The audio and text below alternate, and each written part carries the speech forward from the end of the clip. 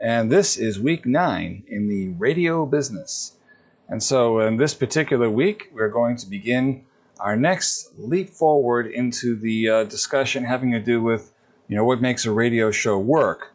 And so at this point, I'm going to expect that you'll be producing 2 hours of radio a week as was originally contracted, and that the archives will be updated as usual, as they should be. And also that you'll be turning in your program logs so that we can check your sponsorships and top of the hour reports, things like that. And next, we're going to start talking about ratings because ratings are rather important. We're going to talk about why we need them. And this particular lecture will begin that discussion. Okay, so the idea of sponsorship and promotion. Now, we talked about sponsorship already, what a sponsor does and why you have them. And there is a very important relationship between sponsors and how you promote your radio show, because that's going to make or break everything. So, why do sponsors care how you promote your show, or whether in fact your show has any listeners at all? Well, obviously because they want your listeners to become their customers. It was as simple as that. The business of radio is delivering attention. And so if you have your audience paying attention to you, and then you share the message of the sponsor with those people, then that helps everybody. The sponsor likes that. Now, if you have an audience of 2 or 3 people, that's not going to have as much impact as an audience of 2 or 3 million people. It's as simple as that. Larger numbers of listeners provide leverage, and this can be leverage to get a better contract deal, for example. So if your sponsor is somebody like General Motors or Elon Musk or something like that, they may have millions of dollars to put on the table, but they've got to get something for it. And again, if you've only got a few hundred listeners, they may not be interested, but if you can deliver millions, then they'll give you millions in return. You see how that works. And it is absolutely essential to the success of a show to have listeners.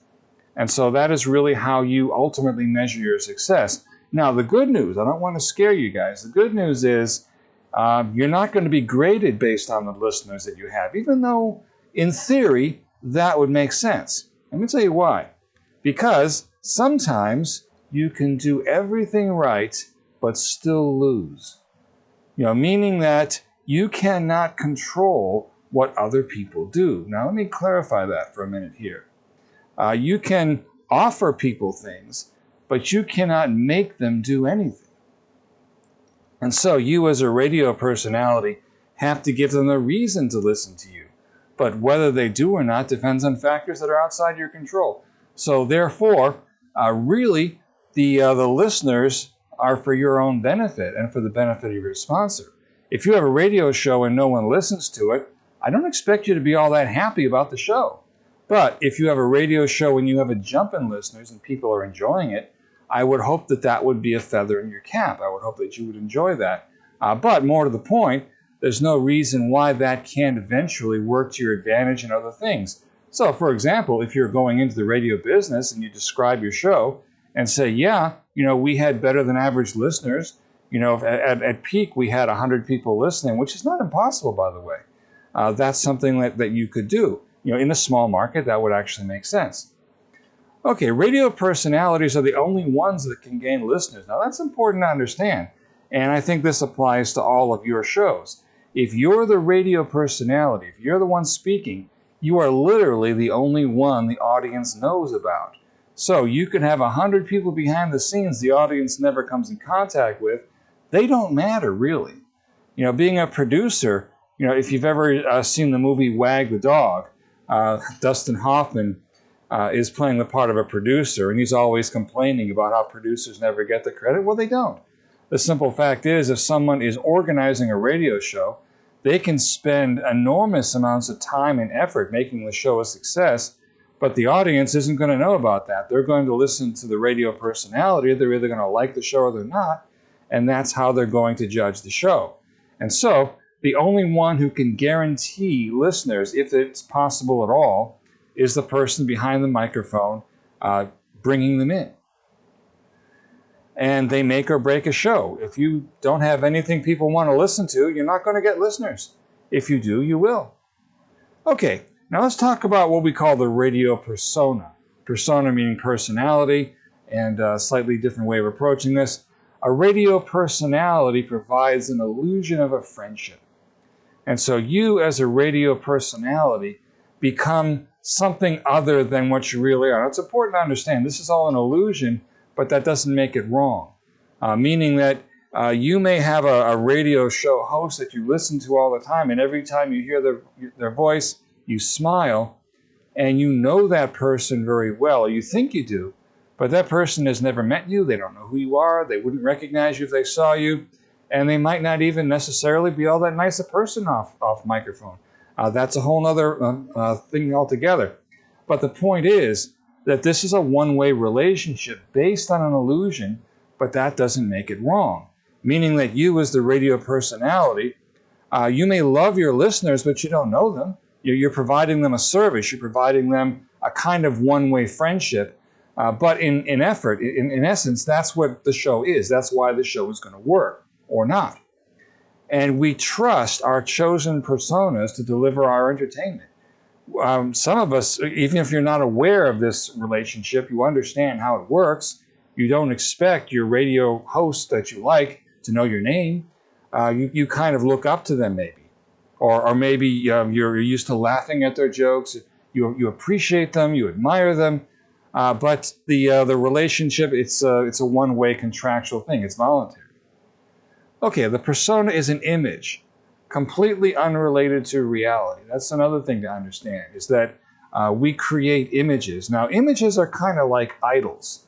So if in some ways it's a scary thing, but in order to package a show, in order to get listeners, in order for the show to have an identity, there's usually some kind of an image behind it based on some kind of a personality, what we're calling a persona, and it could be a false one. You know, you could have someone that looks the part but isn't, you know, whatever it is. But to do it right, to do it fairly, you want to try to be honest, but you want to try to maybe embellish on it. A good photograph, maybe a little retouching, that sort of thing. The right props. Some radio hosts are into props. The right smile, the right image. You want people to like you. That means you want to be seen at your best. And so that's part of this image. And so that means you always be polite. You always dress the part if that's necessary. And you try to be what your audience expects you to be. The image can be visual, as we've said. Something's got to be on your website. Right now, most of your websites are not delivering anything. And I'm not going to say they're horrible because I made the websites, but I made them to be empty. I made them to be filled by you because it's your persona. In fact, in many cases, you're the only one that could fill them because I have no idea what your persona wants to be. Okay, and the image has to be carefully crafted. You might have a picture, a catchphrase, that sort of thing, and this is what the audience is going to hone in on. They're going to like it or they're not. And you know what? Even if only a fraction of the people do like it, that's okay, as long as you have a defined audience. And eventually, your audience should recognize you. So they'd actually recognize you if they saw you. They recognize your voice, they know your beliefs, they know what you stand for. That's how this works. Okay, now that dovetails into marketing. You're going to market your show. That means the image of you, your persona, has got to be all over the place. Now, flyers and paper-based distribution has its place, meaning that there's no reason why you couldn't have business cards printed up if this is something that you want to do. Now, I'm talking to those of you who actually want to do this. If you're just doing it for the grade, I don't necessarily expect you to care, but if you actually want to consider this as an option for your future, that you are a radio personality, then I would. you know, have flyers made up. Flyers, that's cheap enough. You can do that. Circulate them at the school. You know, put them in your sponsor's place of business if they allow you to do that. You know, that would be one way of doing it. Now there is a very small expense there, but it's an expense nonetheless.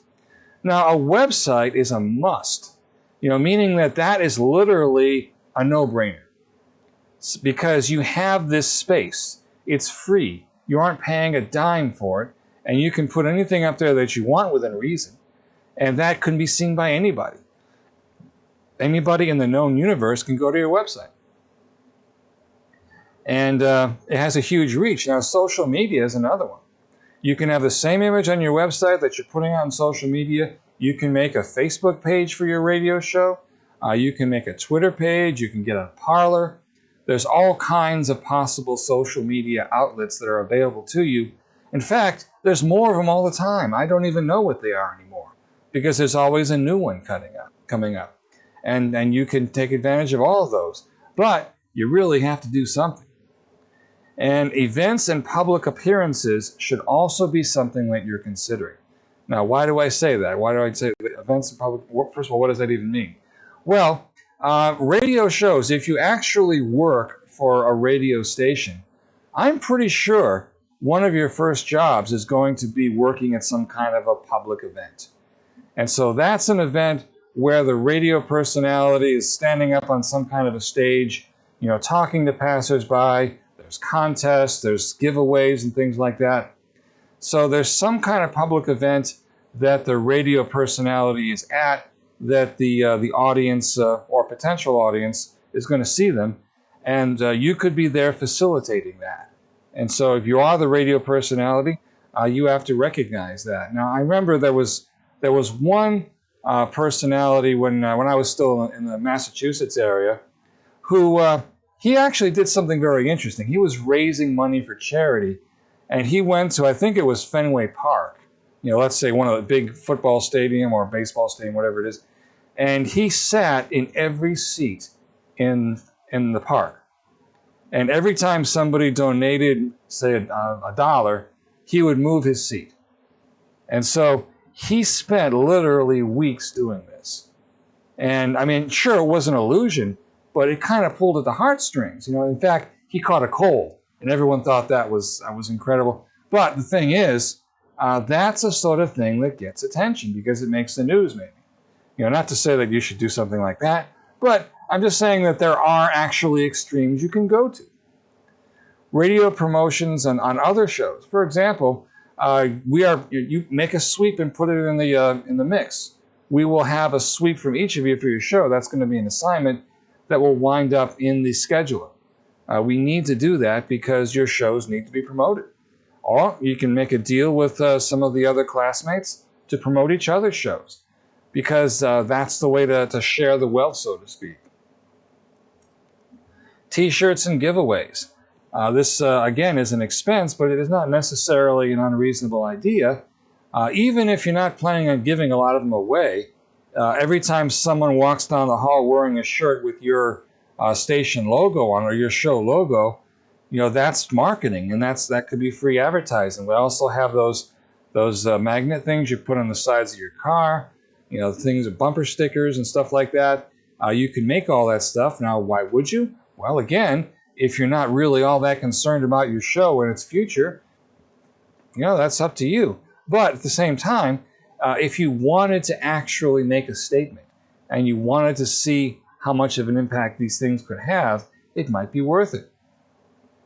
Okay, sponsorships and ratings. You have to measure your ratings. And I've shown you how to do that basically on the website. You go, and in fact, let's go ahead and demonstrate this now. Okay, so here we are on the radio schedule. And this particular website only has one page, really.